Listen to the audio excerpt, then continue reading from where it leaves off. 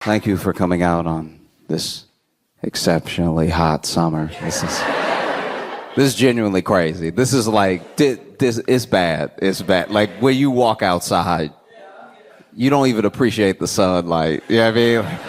It's beautiful out, and you're like, oh, God. This is the type of weather where you're like, Greta was right. We might be doomed. We should have been listening when she was sailing or whatever the first thing she said was. This is really bad. This is the type of weather where it's so hot you start getting weird offers. Like, you go outside and there's just somebody standing on the corner like, hey, you give me $1 and I let you sit on my ice.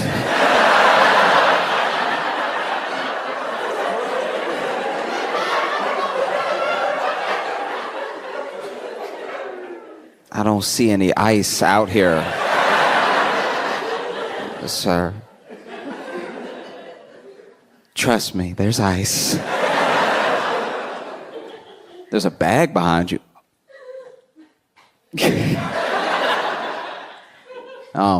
It's also tough because I feel like it changes relationships too, you know?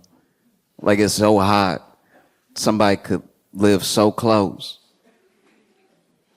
But the test of love is which one's leaving their apartment. You know what I mean? You know?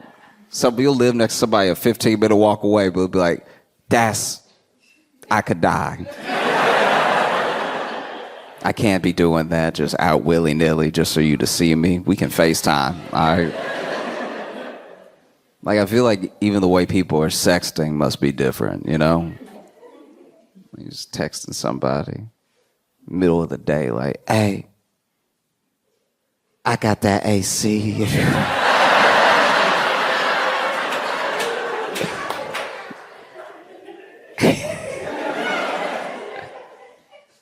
Oh, no, it's not a window unit, babe. We doing central over here. Now, come through and get chilly, baby. It's like weirdly still sexual, but it's all cooling related. Like,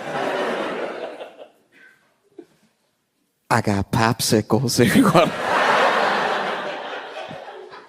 If you're feeling freaky, we could both just sit in front of the open fridge door. Oh, I was in Philly last weekend, and it was so hot. It was in the 90s, and it was so hot it made me want to be like a scammer. Like, I wanted to just start going to like Zillow open houses.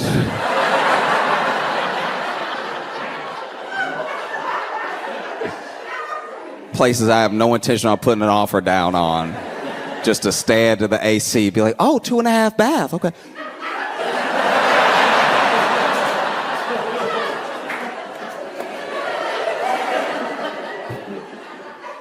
And we actually have a beautiful patio outside. No, I believe you. I can see it. I can see it through the door. I can see it. No, don't do that. Oh. Sometimes someone that you love very, very much, right? Someone you care about deeply comes to you with a problem, and this problem is something like weighing heavily on them, right? It's taking up all their mental space or anything. And you love this person, right? And they come to you and they're telling you their problem. They're trusting you with whatever it is. And while they're telling you their problem, you realize that it's boring. Don't do that. Don't be good people right now. We've all had somebody come to us, a brother, a sister, an aunt. Someone has come to us, and you, as they're telling you their problem, you're like, I don't give a shit about any of this. Like, why are they even telling me? I can't even help. What are they doing? This is ruining my Saturday.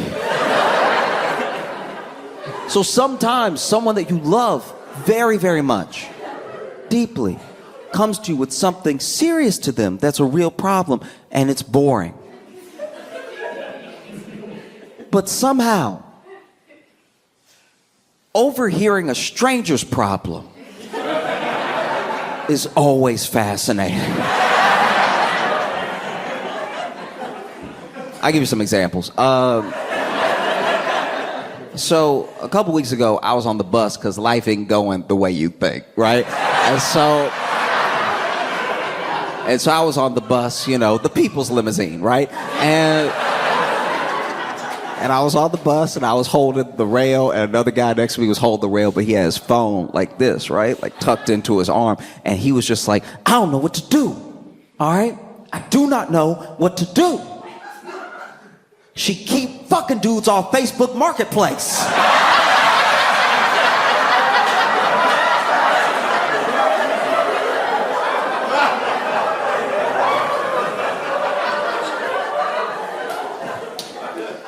Yes, yes. I'm in.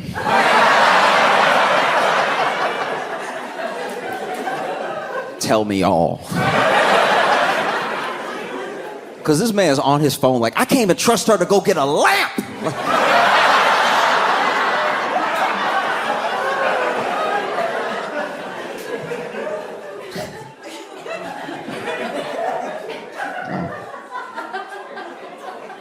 A couple days later, I was also on the bus because once again, life could be better, right?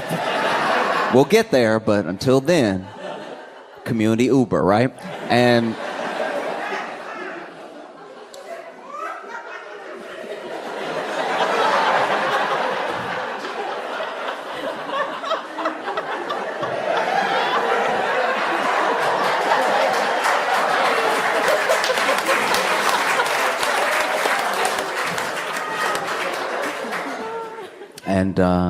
as I got on, I sat down next to this guy. Now, this guy is being louder, out loud, than my AirPods can get in my ear. So I don't even feel like I'm eavesdropping now. He offering this up to the class, okay? And so he's putting his phone down when I sat down next to him, but he was, calls somebody else. And basically, he calls this next person and tells them that the person he just got off the phone with was a woman who he had been hooking up with, who just called him to tell him that she was pregnant and she was keeping the baby, right? And I don't know the best place, but the bus is one of the worst places to find out you're gonna be a father, all right? The bus is top 3 bad places to find out you're gonna be a daddy, okay? It goes jail, the toilet, the bus, right? And so this man is like, talking on the phone, and then he goes, yeah, it's wild because we didn't even have sex this year.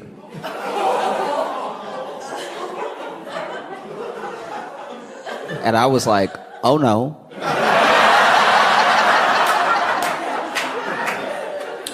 He's gonna be a father. And they kept talking and they kept talking. Now, I can't hear the other person on the other side of the line or anything, but I can just hear the like I can just hear, I can hear that noise is happening, right? And so then they must have asked the question that was on my mind, which was, when was the last time y'all slept together? And it was like, yeah, I haven't even seen her, or like, we haven't hooked up since like August of last year. And I was like, uh-oh. He's not about to be a father. Like, oh. Fellas, we got to start learning at least a little bit about women's bodies.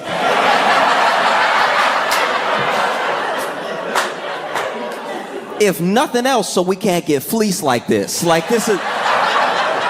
Because this man said, without stuttering, he was like, yeah, she's about 10 months along, right? I was like...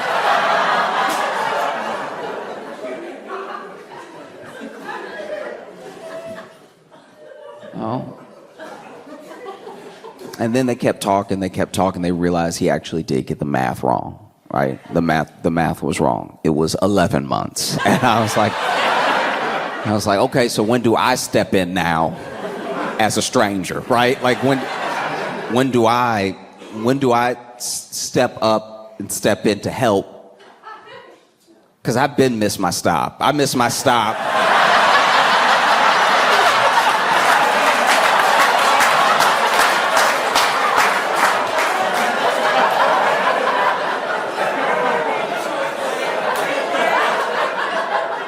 I missed my stop at 10 months, right? And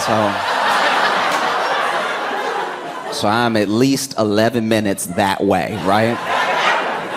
And so finally, I leaned over to him. I was like, hey, bro, I couldn't help but hear, we all heard, I couldn't help but hear, and I have good news and I have bad news. The good news is you're not about to be a father. The bad news is you should maybe never be a father.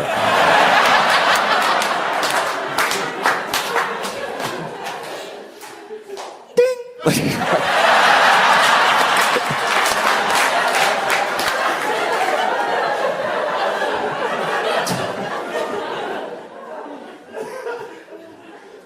You also overhear wild stuff, like the heat changes people for real. Like there are things people do in the heat that they would not do otherwise. You know, like I was walking my dog, and in the background, like way down the street on the corner, I heard a little kid get into a fight with the ice cream man. Because once again, I'm walking my dog, and just in the distance I hear, nigga, it's a nickel.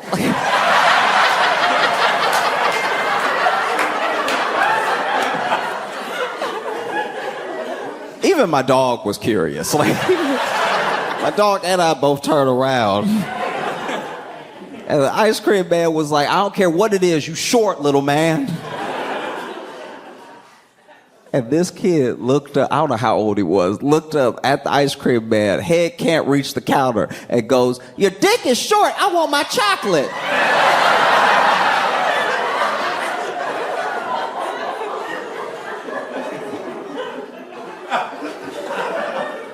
How did we get here? How did these two individuals come together in this moment? Because one, who is this kid? But two, what happens in your life where you become an ice cream man that's really here to nickel and dime these kids? Like, that's really here to like actually buy actual nickels and dimes. Who says to themselves, you know what, I love passing out joy, but you know who needs to be taken down a peg? These children, okay?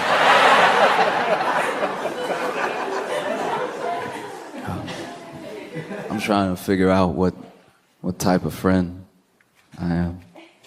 You know, I think I'm a good friend to a certain degree. I feel like if I discover for myself the type of friend that I am, I'll be a better version of that friend to everybody, right? Because I'll know my limits, I'll know what I'm willing to do, what I'm not, and everything.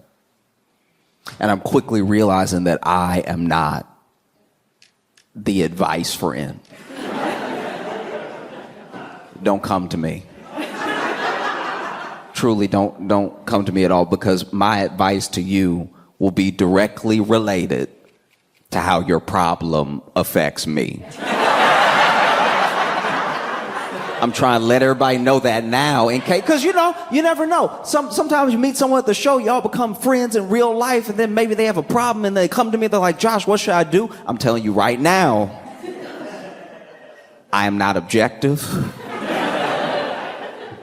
I'm not the one, right? Like, for instance, I have a lot of friends that are getting married this summer into the fall, right? So the big wedding season and everything. And so a couple of my friends have come to me, right? And you just need to know, if you're having troubles are normal, right? People get cold feet. People fight a lot leading up to a wedding. The stress, people's families sometimes don't get along. That stress. You know what I mean? Like, all of it is normal. But if you come to me, my advice to you will be directly correlated to if I already bought the gift.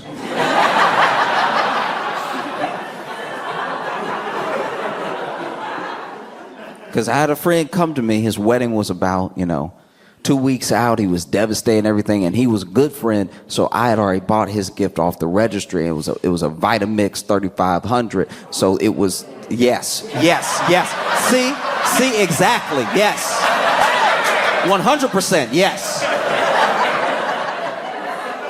And so I'd already got that Vitamix, and anytime a relationship seems shaky, I look up the return policy just in case. And this particular model, they didn't carry anymore. So he comes to me, and he's upset and everything, going on, and I'm just looking at the receipt. And so finally, he looking at me to say something. I was like, dog, you love her. Like, she your moon, your stars, all that stuff. Like, everybody cheat, okay?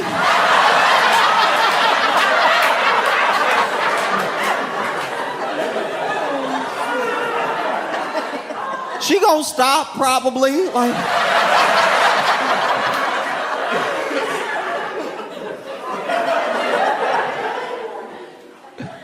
I had a different friend come to me, and this friend, the wedding was about like 2 days, like two days out, and my man comes to me, and his problem was very specific, deeply specific. Basically, his fiance and the wedding planner had planned out the whole wedding, pretty much top to bottom. They weren't really asking him for much, but then he was offering up. He was like, is there anything that you need me to do that I can take off your plate? And she was like, no, we got it. And he was like, well, there's got to be something, like, I want to be involved somehow. And so then she told him that basically they had everything planned down to a T, but he could pick the placemat at the reception, right? Like the little place, as long as it was in line with the color theme, he could pick that. And so then my buddy poured over for like several days all these like little different, you couldn't even tell the difference between them, all these different placemats and stuff, and was like trying to make a good decision on the right one and everything.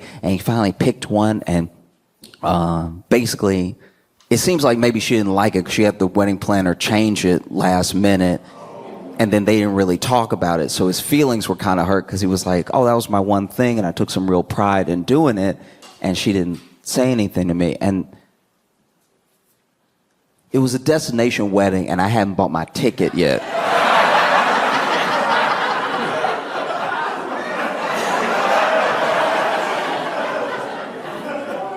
I hadn't bought my ticket, and I hadn't got a gift yet.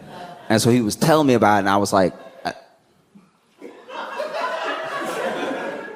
I wouldn't take that if I was you, dog. Like, for real. Sometimes you gotta put your foot down, all right?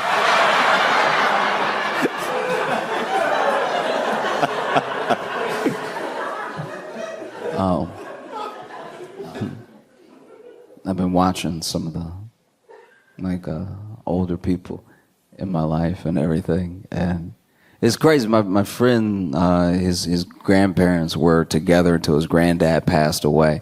And his granddad probably passed away at like 85 or something like that. But him and his grandmother got married young.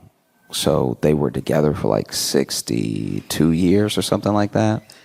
It was crazy. And people always want to know the sort of secrets to staying together and like having that sort of relationship, that bond.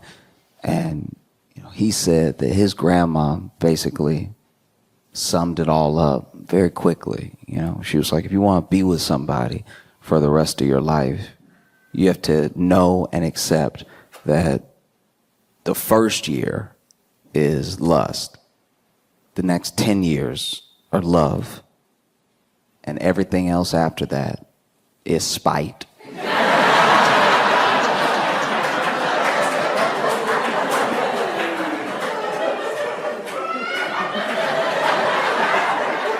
And she said spite without missing a beat. Like she's like, that's a secret ingredient. Like every day you wake up and you're like, we go to war.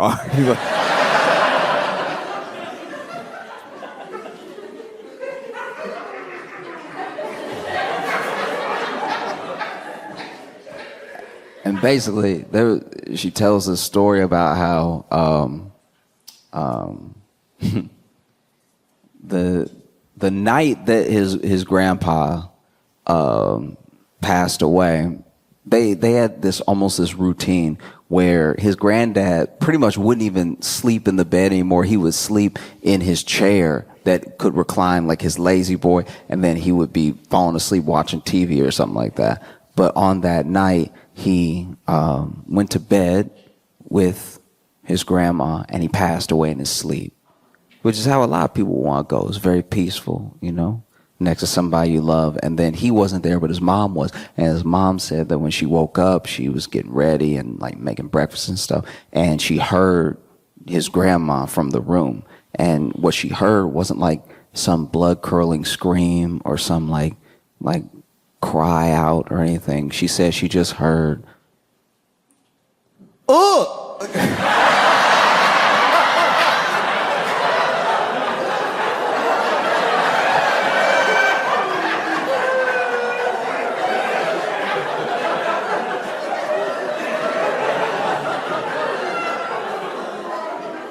What?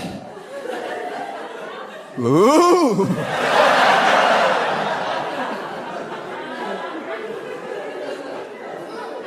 And she apparently even said at the funeral that, you know, so many people were coming up to her and telling her how sweet it was that he went to make sure he was laying in bed with her the night that he passed instead of like in his chair or something. And she was like, ain't nothing sweet about it. He did that on purpose. He knew.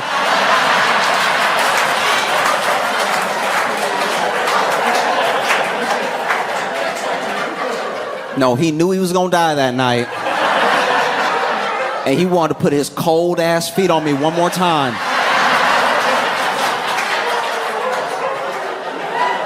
Because they were cold when he was living, but then they were cold, right? And at a certain point, you get used to the cold, and then you turn around and he all...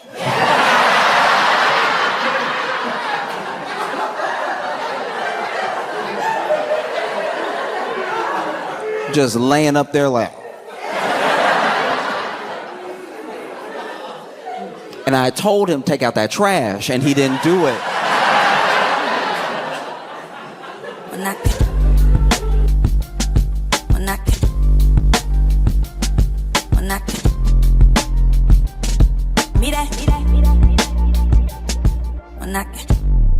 It's like 117 years after airplanes were invented, and all of a sudden everybody is losing their goddamn minds when somebody reclines like that. Have you seen that on the internet? People are like, no, not in my airplane, never. If somebody reclines into you, don't get mad at them. That's never gonna work. Just lean your face into their chair and be like, Oh, yeah. I wish you could lean back further. A lot of people don't like New Yorkers. It's not that we're bad people. It's just we deal with so many weirdos on a daily basis. It's tough for us to care about what the rest of the country cares about. Like, I travel all over the country. There's places in this country people are arguing over gender pronouns. People argue with you about how you want to be addressed. That's crazy. In New York, nobody's arguing about that because we've been dealing with people thinking they're a different person our entire lives. You want me to call you they? I'll call you they. There's a crackhead in my neighborhood I gotta call Beyonce. That's what he go by. He told us one day, he was like, yo, my name is Beyonce. Then he started peeing on the bus stop. Everybody was like, oh, Beyonce, we got it. This is New York City. We don't got time to argue. We gotta go to work. And then somebody took a picture of... What the was that? Was a laugh or a sneeze, bitch? Because I don't know if you got the Carnarvius or what the you got. What the was that? What was that? What was that? A queef? What the was that? No, because I don't have to tell these jokes, bitch. It ain't that damn serious. You sneeze, a whole waterfall came up in the sky. I don't know what the is going on with you. How many Chinese people you seen this week? See, this is how racism starts. One sneeze, everybody racist. Oh, yeah, February and March, man. I'm super tired. I'm super tired. Like February and March are the best months for Black lady comedians because that's Black History Month and then followed right up by Women's History Month. This is when we stack our bread, right? Before we go back to being invisible. Not a joke. All right. Big news for me. I'm working on having a baby this year. Yeah, thank you. Thank you so much. I don't have like a girlfriend or a stable living situation, but I feel like having a baby's really gonna give me the push I need to get my shit together. You know what I mean? Honestly, I wanna have a baby just so nobody can dictate how long I hold a baby for anymore. Does anybody know what I'm talking about? I feel like every time I hold a lady friend's baby, right as me and the baby start to get along, the mom's always just like, oh, okay.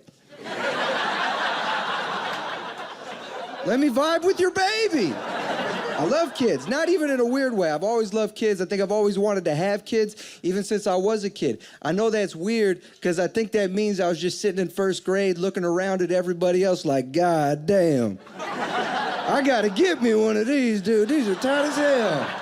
They're developing an app that can block a dick pic. Y'all heard about this? It's too late now. I only got one dick pic in my life. One dick pic. This guy sent me his penis. He liked me, wanted to sell it to me. This penis in this text message was 11 inches long. 11 inches. And my girlfriend's like, you're a big girl. You can handle that. I said, bitch, I'm not hollow. What's wrong with you? Being fat don't mean you empty. There's shit in there. There's muscles and bones. Anything that big under your body, you know what it's called? An intruder. What's that? Is that a lung? Extra organ? You don't need it. You're full. John Legend, he's a musician. He's been outspoken on social media about global warming, but on Valentine's Day, on that same social media, he posted photos of he and his wife taking a private jet a few hundred miles to have dinner for Valentine's Day, which I thought was pretty badass. This guy doesn't even give a shit that everyone knows he's a hypocrite. At least closeted homosexual Republican congressmen try to hide that. They don't go around saying, we need to ban gay marriage again. And then once Valentine's Day rolls around, they're like, here's me sucking that. I don't know if you saw this story. There's a group of Girl Scouts that were outside of a dispensary in Chicago selling Girl Scout cookies. And what hustlers, you know? Like, we've come full circle as a society because it used to be that kids would walk out of a store and an adult was trying to sell them weed. Now adults are walking out of dispensaries and there's kids like, hey.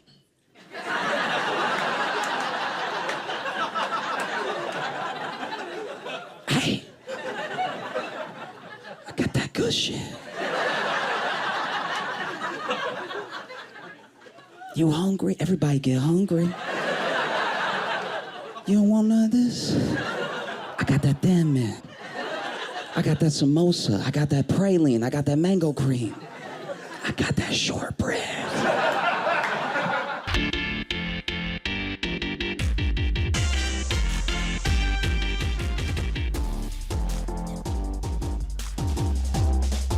Speaking of honeymoons ending, this Jonathan Majors. Wow. Ugh. There's so much about it, so you just be patient with me. I've been waiting to even talk about it because I wanted to learn as much as I could. I'm still missing stuff. Admittedly, I'm telling you right now, I'm not going to get this right. There's so much media around it. I don't even mean coverage. I mean actual there's a tape of him being recorded. There's CCTV of them. There's a lot going. There's body cam footage. There's a lot to distill. I felt like I was part of the jury. You know what I mean? I was like, damn, how do I stay impartial? All of this looks so bad. You know what I mean? Like, you take the CCTV alone. We don't know what happened in the car, but apparently in the car is when she scratched up his face and it's when he hurt her finger. All we see is CCTV of him getting out the car and then her trying to get out the car, right? Because in this moment, she's discovered that he's cheating. All right. So now he's trying to get out of the car. She's trying to get out of the car. He picks her up and puts her back in the car like a toddler, right? Like he just sort of lifts her up and is like there, right? And then this man took off. He ran. He ran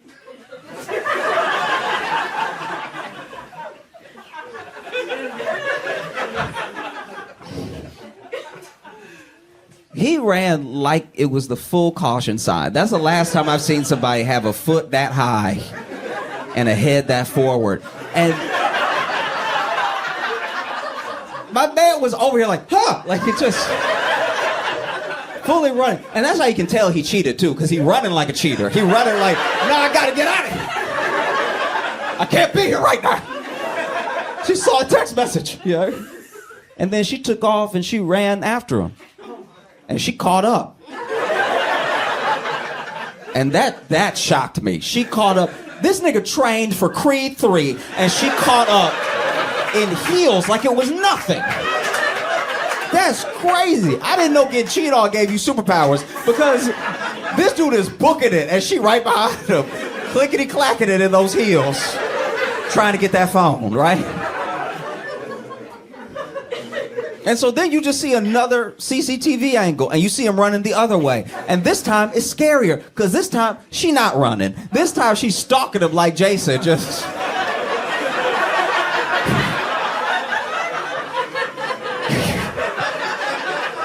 And she a little drunk too, so she looked like she gonna fall. I'm like, he really doesn't need to run anymore, but clearly he did. She still caught up to him. This man ran his knees off, and she just over here...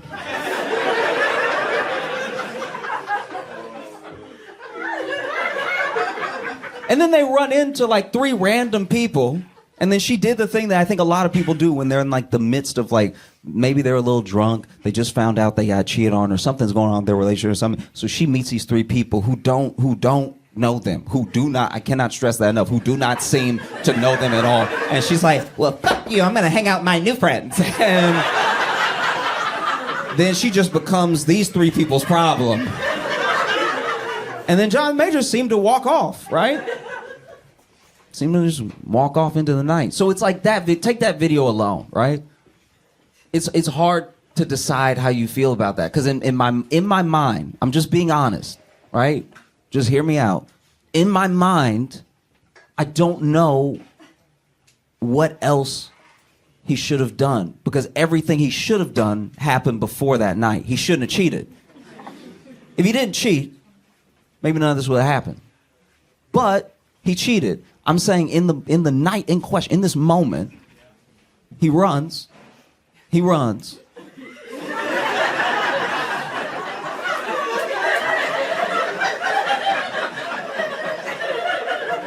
He's out of cardio. Like, this is...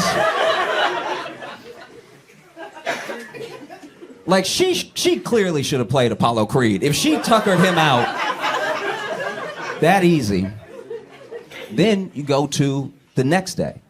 Because the next day is when he finds her in the closet. Yeah. This dude comes home, and he finds her in the closet, and look, Jonathan Majors is too big and black to find any white woman. That's astounding. The fact that because now he's the one that called the cops. To my understanding, he's the one that called cops being like, hey,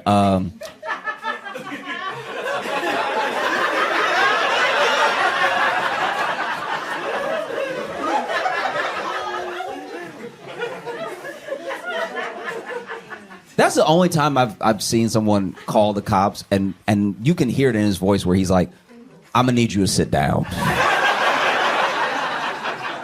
Before you send anybody, I need you to hear the full sentences I'm saying, because this is gonna look bad, right?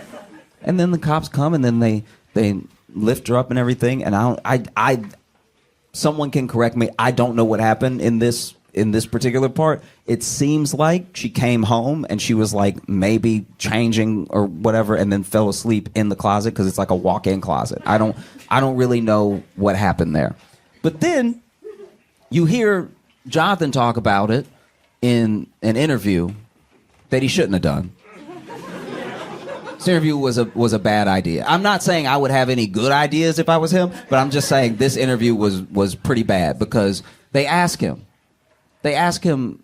how she sustained those injuries to her finger and all stuff like that. And then John the Major says, I wish to God I knew. Nigga, you were there. Like,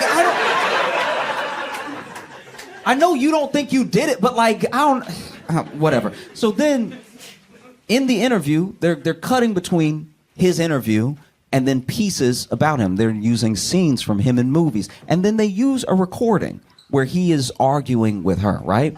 And this is a big thing for me. This is a huge thing. And I hope it doesn't spill out into the rest of the world because a lot of celebrities do it. And I pray that we don't get to the point where we're doing it. If you need to secretly record anyone you are dating, break up with them. Please. Because this is my thing. Say what you want about her, say what you want about him. They clearly had a toxic dynamic. They had a bad dynamic from what seems like the start, right? And so for her to be recording him secretly means that she knows something's up with him. So leave, leave. And I'm not saying leave as if it's easy. I'm not saying leave as in you should just always feel safe to leave. I'm just saying you need to start coming up with an exit strategy, because then the recording is one of the worst recordings. It feels like right out of Law and Order, the recording. The recording is so damn bad. Okay, so basically, I don't really know the context of the recording. It sounds like from the recording that she came home drunk or she was acting up drunk or something like that, which apparently in their dynamic she had been known to do, right? So there's some, I don't even know if this is true, that maybe this is hearsay, but there was some instance where out of nowhere, one of the reasons a lot of people told him to break up with her is that she was drunk at a party one time. They had some sort of argument and she hauled off and slapped him in front of everybody, right? In front of everybody at the party and like a real like telegraphed the whole shit. I couldn't believe he got hit. I was like, all that Creed 3 and you don't know how to box?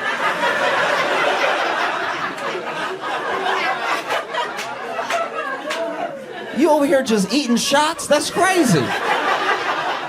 That's boxing 101. Somebody does this, you do this. I'm not even a fighter and I know that. I'm just saying, she, whatever. I don't know what actually happened. All I know is the recording starts with him being like, listen, I'm doing a lot right now. I'm doing a lot for my people. I'm doing a lot for the culture. I am a great man.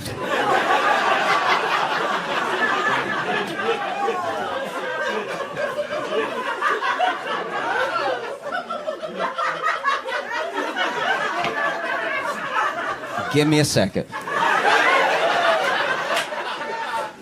I think I can honestly say in a lot of relationships I've watched, especially like just straight relationships, there's a point where a guy feels, not even saying it's right, underappreciated for being maybe even a good boyfriend or good husband, right? And they will say something to try to stick up for how they feel in the moment. They'll be like, look, I'm a great guy. Most guys aren't like me out there. They'll say something to try to save it. And in the moment, it always doesn't. It never sounds the way it's like in your head.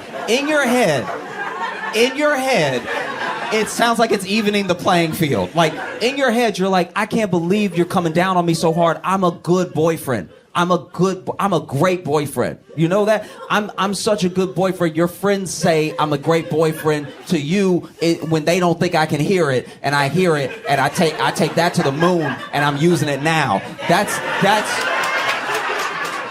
what it sounds like in our head. What it sounds like out loud when you're in the middle of an argument is, I'm a great man. The fact that he actually said, I am a great man.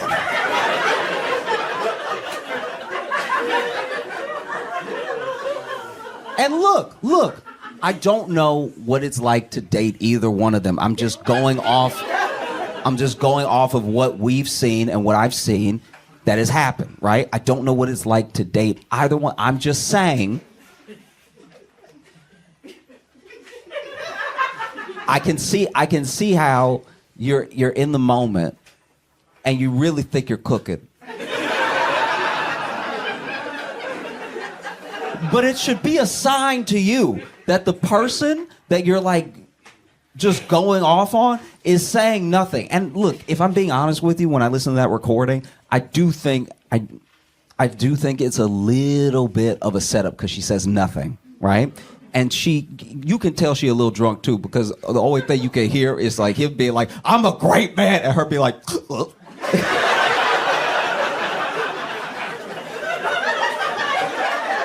You know what I mean? Like if you listen real close, you can hear a couple hiccups. I'm not saying that gives him the right to be over here. I'm a great man, you know, like. And look, to be fair, maybe she was just recording him because he kept telling her to be like Coretta, and she had no fucking idea what that meant. She's like, I'm a white woman that was born in the UK. I don't know how to connect these two things.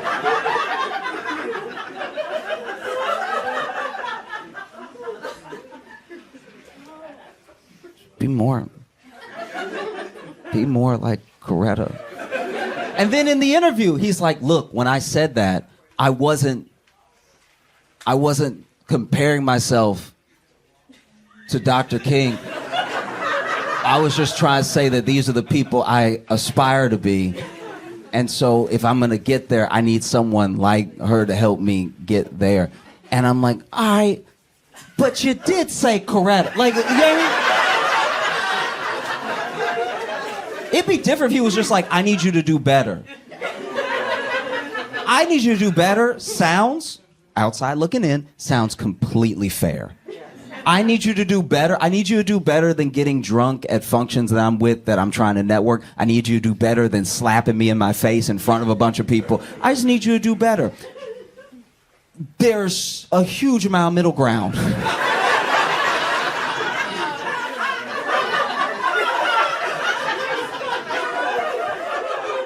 Do you see what I'm saying? Like,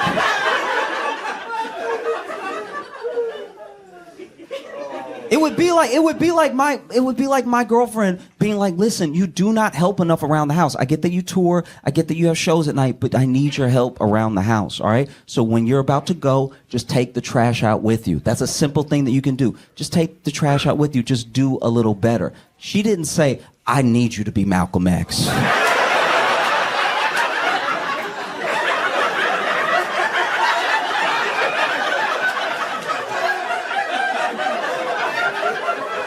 Do you see the difference?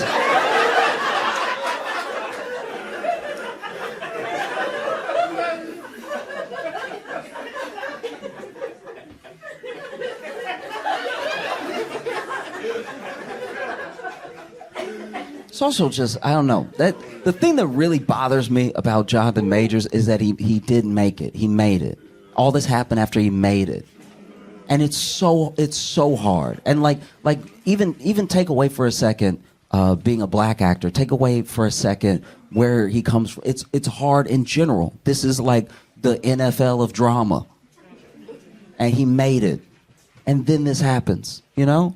And he has nobody to blame but himself. Just like it's a lesson to all of us. If there's something that you want more than anything else, you cannot let other things get in the way of that thing, especially when they don't bring you anything good, you know? And some people made it purely about race. I don't think that Jonathan Majors is a lesson that you need to date within your own race. I think he's a lesson you need to date within your own weight class, because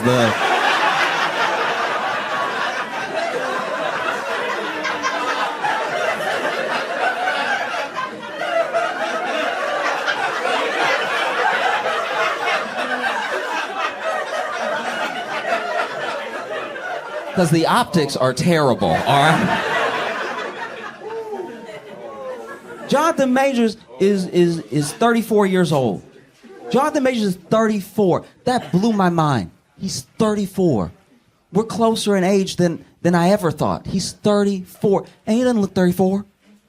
That man looked 46 from 1958. Every time I see Jonathan Majors, I'm like, he should be in sepia tone. Like, and people, and look, I want to be clear for a second.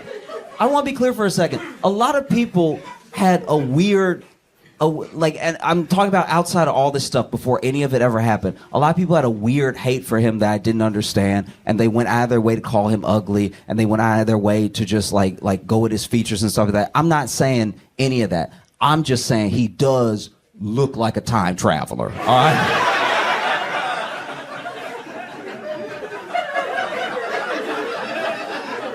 Like if he told me he knew Dr. King personally and that he had a time machine, I'd be like, no wonder you want everybody to be like a Coretta. You know her so well.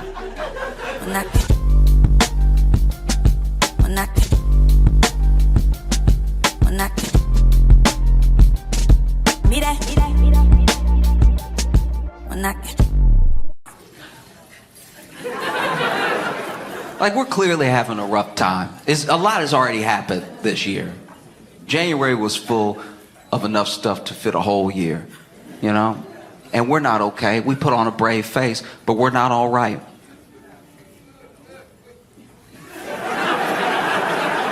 Clearly, you could tell. That's a distraught laugh. It really is rough out here. Elmo asked us one question. It took nothing.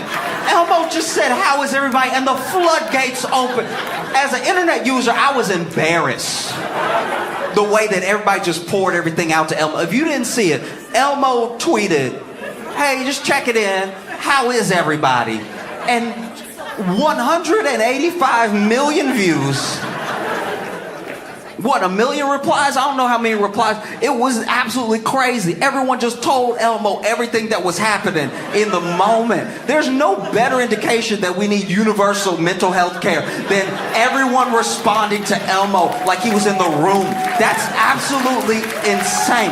I can't believe, poor Elmo. Elmo probably smoking a cigarette right now, trying to calm down after the horrific stuff. Because some people were sending in video, like all he said was, how is everybody? And then people under him, right underneath, like, they found me guilty, dog. Like, that's insane.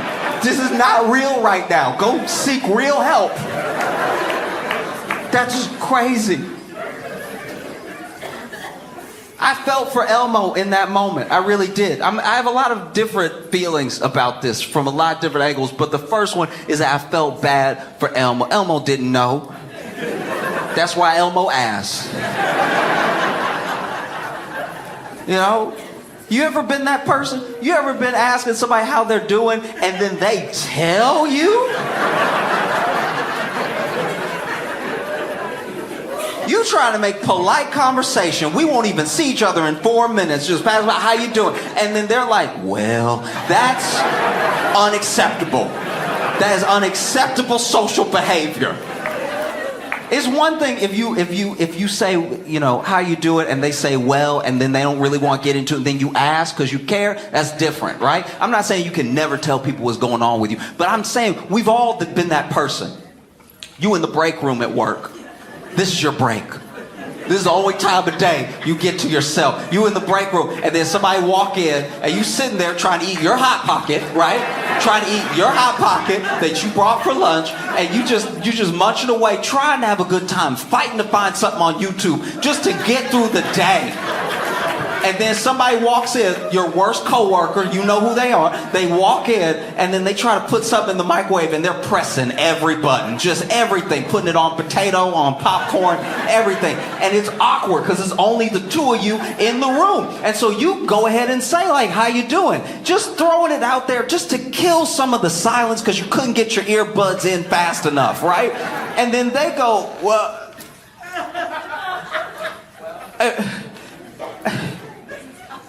I think I married the wrong person. And you're like, oh, no! I'm eating my Hot Pocket. I'm not ready for this shit. What's wrong with you? Just open it up like, I think, you know, because it's like sometimes people grow apart. And it's like grow apart. But also it's important to fight for what you love. You know, you got to fight. But then when's the time to fight? Because, like, the kids love her. They love her. So if I lose her, I lose the kids. You know, even the dog loves her more. Maybe the dog loves her more because she doesn't do this. How about that? Maybe start there. Maybe the dog also is aware of who has the better vibes between the two of you. I don't know, man. I just feel like I'm married to my own casket. Oh, wow. That's rough. I got one more hot pocket if I can get past you real quick. No? How is everybody? Just Elmo asking, how is everybody? I mean, to be fair to us, I won't put it all on us. Some blame goes with Elmo, some of the blame goes with us. What a stupid question. Think about it. How is everybody is very much a 2012 question. Remember 2012? Remember Hope? Remember that? Remember back in 2012? 2012 was supposed to be the last year on Earth according to the Mayan calendar, and we were still twerking like nobody's business, dancing to that Savage song. Remember that hip swing? Remember that song? We were all dancing, no care in the world. If Elmo had asked us then, we'd be like, hey, it's not all good, but it's not all bad. He decided till after global pandemic and election year, high inflation. How's everybody doing? Get the fuck out of here. What a lunatic. What an absolute tone-deaf fuck. How is everybody doing? You know what it feels like? You know your friendliest friend. Just your real sweetheart of a friend. Like, you know they're a good person, but they're annoyingly good. Like, y'all be out together. Y'all be out as a group together, hanging out. Maybe 5 of you, 6, 7, 8 of you. And then you shut down the bar. The bar closes. Now you stand outside the bar trying to decide, hey, should I go to another bar? Should I go get food or should I go home, right? And y'all are trying to make this decision as a slightly buzzed group of people. And then a guy from out of nowhere, from the darkness, from the night, a man from the shadows will approach your group, right? And he doesn't look right. He doesn't look right. Everything is wrong. One arm is longer than the other. He doesn't carry his weight well. There's a lot happening. And then my man is just over here like walking up to y'all, and not walking up to y'all, really just slide to the...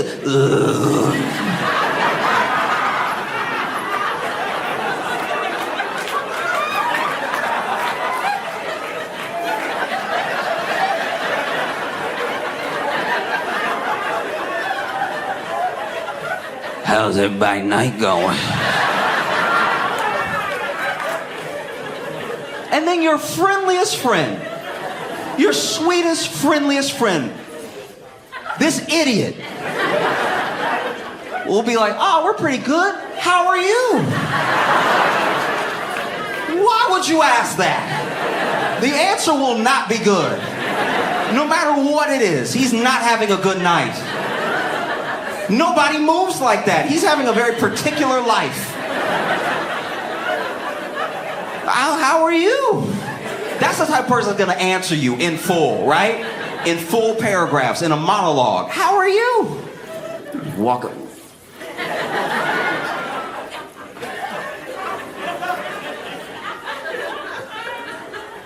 Well, I think I married the wrong person. You see what I mean?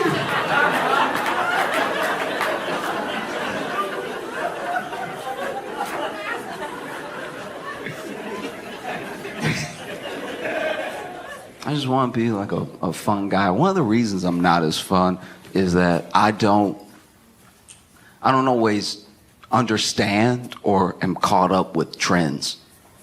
You know? Like, being hip is what makes you fun to people who don't already know you. You got good clothes on, you know, stylish, whatever. I didn't know what Stanley's, like I didn't know what Stanley's. When I found out about Stanley's, I thought white women had just got more into hockey, right? Like, I was like, why is everybody shitting on them for just doing what dudes do all the time? But then I found out that it was a cup, and It's just a cup for holding water. And then I got upset. Then I was furious. I was like, you got these women beating each other in the back of the head in Target for a cup to hold what? This is dystopian behavior. They out here fighting in Target like it's Mad Max Fury Road. It's so upsetting. It's really crazy. I don't know if you've seen the videos, but wow. This is truly wild. Starbucks, I think it was Starbucks made some sort of collaboration with Stanley, and they put it in Target for this pink Stanley. Now, the pink Stanley has fallen right out of the Barbie movie like a meteor to destroy the white community, all right? This is really bad. Because then when you see the video, and we've seen stuff like this, you've seen Black Friday videos, you've seen videos of people swinging on each other and everything. That's nothing new, really. But this is what bothered me, is that there's one video in particular where a guy tried to steal one. He wanted to steal one. He wanted one, right? This man tried to steal one. Remember that. The whole story for one, okay? This dude ran up and grabbed a box. Now, to be fair to everybody in the video, there's no way to know how many are in the box. He knows it's one, but it could be 36, right? He goes to run off with the box, and the whole video is just one woman's phone, and she's just going, "Stop him! Stop him! Stop him! Stop it!" And she really didn't need to yell anything because they were already on his ass. Like as soon as he peeled off, they were all behind him. And it was a swarm of white, I don't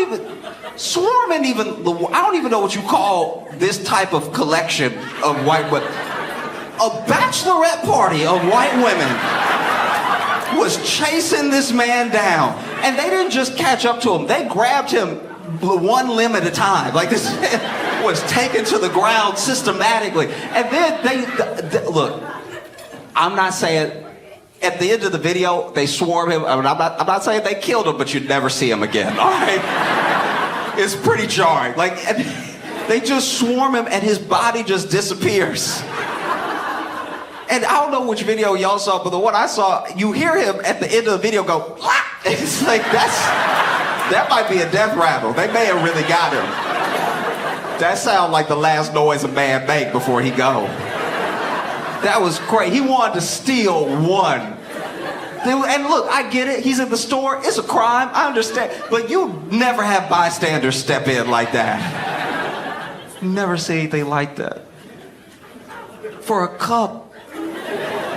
Never forget this is a cup. I don't even know does it hold more water than any cup?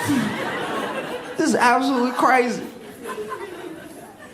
People are stealing them and selling them out of trunks. This is crack for white women. This is out of a trunk. I got the white, I got the pink, I got the blue. You like fuchsia? I can get you right. It's absolutely insane. Then turns out they're full of lead. We've been beating the shit out of each other for lead cups like it's the Industrial Revolution. Slapping it. I'm not gonna lie to you. This low-key feels like a power play by China. I think China was like, this is the year, 2024 is the year we take America down.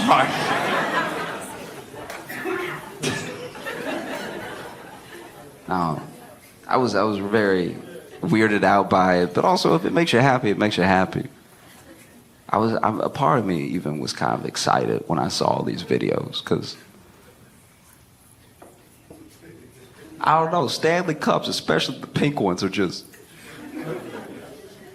Jordans for white women. Like this is the last time I see that type of behavior, just openly being robbed of your possessions.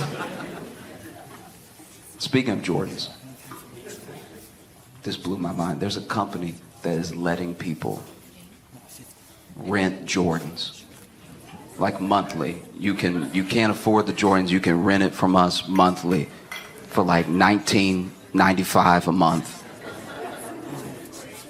It's one of the saddest things I've ever seen. It's like, if you're one of the people in here doing it, then I apologize, but I'm about to talk about you. This is this is truly insane. Like, you don't own it. What a great metaphor for being an American. It's like you don't own it, but you'll rent it because no one is going to check if you own it. Like, to be fair, I've never looked at someone's gear and been like, but is it yours? It's never occurred to me. If you're wearing a hat, I assume that's your hat. I don't think that's on layaway. I think that's a hat you liked, and so you bought it, and you must own it, you know? But now, it's created this weird thing for me, because what's the system like if you don't pay? Like the Jordan repo. Because think about this. How are you supposed to know? Let's say you have been making your payments. You're a couple months behind on those Jordans. How are you supposed to know if you get repoed or regular robbed? Do you know what I mean? You turn down a dark corner and somebody like come about them Jordans and you're like, no, legally do I have to? When I